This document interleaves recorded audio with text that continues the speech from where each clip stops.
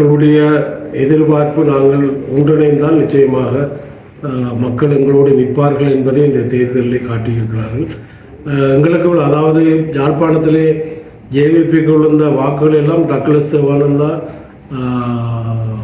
அங்கே ராமநாதன் அவர்களுடைய வாக்குகள் தான் அவர்களுக்கு சென்றதை ஒழிய எங்களுடைய மக்கள், தமிழ் மக்களுடைய தேசியத்தை நேசிக்கின்ற மக்களுடைய வாக்குகள் செல்லவில்லை என்பதை நான் இங்கே குறிப்பிட விரும்புகின்றேன். அதேபோல் வன்னியில்.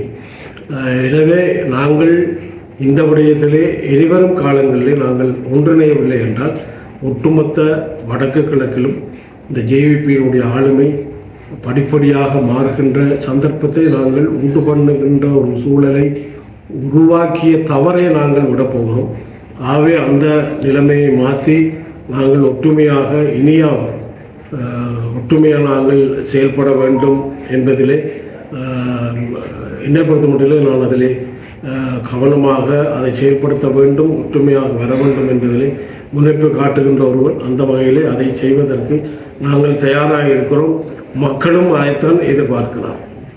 இந்த தேர்தலின் பின்பு உணர்ந்த விஷயம் என்னென்றால், மக்கள் நாங்கள் ஒற்றுமையாக இருந்த அந்த 3 ஆசனங்கள் ஜேவிபிக்கு சென்றிருக்காங்க. அதே போல் வன்னியிலே நாங்கள் ஒற்றுமையாக இருந்தால் அந்த ஜேவிபிக்கு போகின்ற வாய்ப்புகள் குறைந்தது. ஏனென்றால் எங்களுக்கு விழுந்த வாக்குகளை கூட்டி பார்க்கின்ற போது 3 ஆசனங்களை நாங்கள் பெற்றிருக்க முடியும். பாராளுமன்றத்திலும் தனித்தனியே நாங்கள் செயல்பட முடியாது என்பதே என்னுடைய கருத்து. ஆகவே ஒற்றுமையாக பொது விடயங்களில் நாங்கள் ஒன்றாக செயல்பட வேண்டும். அது தனியே தமிழிசை கட்சி மட்டுமில்லை, ஏனைய தமிழ் கட்சிகளோடும் இணைந்து பொது விடயங்களிலே ஒரு ஒற்றுமையான செயல்பாட்டை நாங்கள் செயல்படுகின்ற நிலைமை வருகின்ற போதுதான்